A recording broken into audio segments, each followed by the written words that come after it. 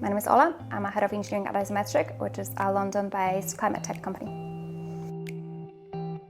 We started being customers of Instant.io actually very early on. I think it was about 3 months before we launched our product, which was perhaps an unusual decision because if you don't have a live product, why do you need Instant.io? But one of our engineers was actually like a big fan of your product, so that's one thing. But we also wanted to make sure that by the time we launch, we are prepared. I'm a bit of a weirdo, like I enjoy on-call. I think it's like my favorite game is Overcooked.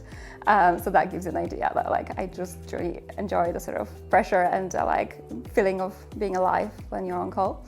But there's the things that I really found annoying and not really fun is the like useless waking up at night where nothing is actually breaking, but you get this like noisy alert that pops out sometimes. And there was definitely like workplaces where that was more common than other. And I think, and this is where like some of the biggest pain points for me came from, because I just find that quite exhausting and quite unproductive and quite like frustrating, I guess. I think just like managing the post-incident information and gathering, writing up a report, like it always feels like a little bit bureaucratic, a little bit. It's obviously really useful because you want to learn, but there is a lot of just information gathering and going all to different places to gather the evidence and all of that kind of stuff. And I think that's one of the like ways where Instant.io really shined. We found out pretty late that like a pretty major part of our system wasn't working, and it was to do with like it's supposed to be deleting data. And so that's pretty like problematic thing for our customers. I think what stands out about that incident is that like it wasn't one of those where like it takes maybe an hour of like stress and then it's resolved and then like, you know, you just learn from it and bring in follow-ups and like move on. But it was one that like it took like 3 or 5 days to like resolve. We needed to get legal involved, we needed to get the marketing team involved, we needed to get customer success team involved, like a whole sort of team effort, like, you know, the C-suite was involved into this whole thing. So it was like very intense from that perspective. Well, I've always been impressed with Instant.io is like how quickly the product is evolving and how quickly it's getting better and how much like UX is on the forefront, and like that experience of you being on leading an incident or participating in an incident is like key. And I guess what I've seen from others in this space when it comes to on-call products is those products just never changing, not evolving, not getting better. And obviously on-call is such a changing practice as well. Like I think we're all learning how to do on-call better and how to make it more humane and better for people involved in it, as well as like for stability of the product. So I guess I was really excited to see someone innovate in this area and like provide the same level of like variability and care about this always working, but also innovating in like how people are interacting with it and how it can make your life as an like incident on-call manager or responder better.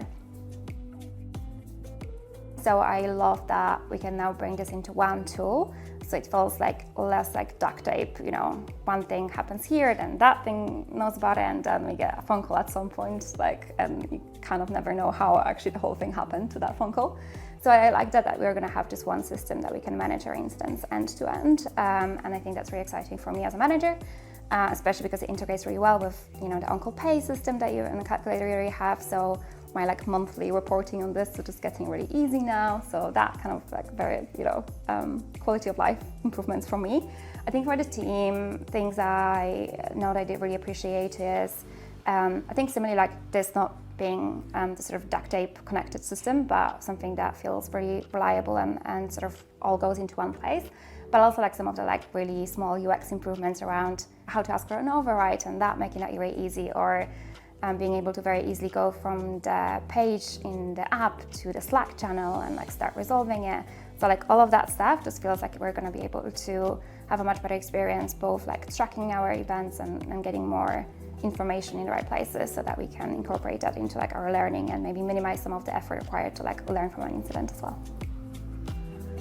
When I was at Shopify, I was running a team of hundreds, something like I was running a rotation for about 100 people because I was running the platform or like infrastructure team for like a group, and then we were managing like some of that across the entire, and it was different rotations. Some of them were like just working hours, some of them were like, you know, follow the sun, and then you need to take into account everyone's like job level and what they know, like do they know the back end, do they know the front end, which system do they know and they can be on call for. So it's just like this massive spreadsheet like full of information, and we trying to like map who should be on which rotation and making sure this was particularly, I think, in a big like growth moment for that team. So we were trying to onboard loads of people, and then you need to track who has been trained, who has done any rotations, have they shadowed, have they, do they feel comfortable moving on to the main rotation? Like it becomes a really fun spreadsheet basically with many columns. So I think like back in that team, I'll be really excited to get something like that. And I've been actually talking to Megan a lot, like sending her some like screenshots and ideas of like other products that do it well.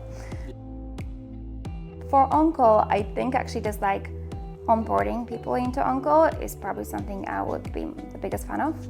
And that's why I was pitching it to Megan quite a few times at this point. I think for overall your product, one pain point that I don't know how to solve, but I think it would be really powerful if someone did solve is, I think we're still not very good, and maybe that's just my team's problem, but I don't think we're very unique there at managing the follow-ups and making sure they truly get actioned, and that people don't create like an abundance of follow-ups that never get actioned, but actually think about the key ones and the ones we do really need to solve, and find ways for us to like incentivize solving them while people are like on an on-call rotation that maybe doesn't get very painful, right? That there's, I guess, potentially a lot of time they could use to introduce changes and sort of action all things. I think that's one thing that like, I think you have some features around it, but I think there's always like room to educate people more on like how to set it up correctly and how to ensure that like the actions that are being derived from incidents are actually going to be actioned, and they're like very important, right?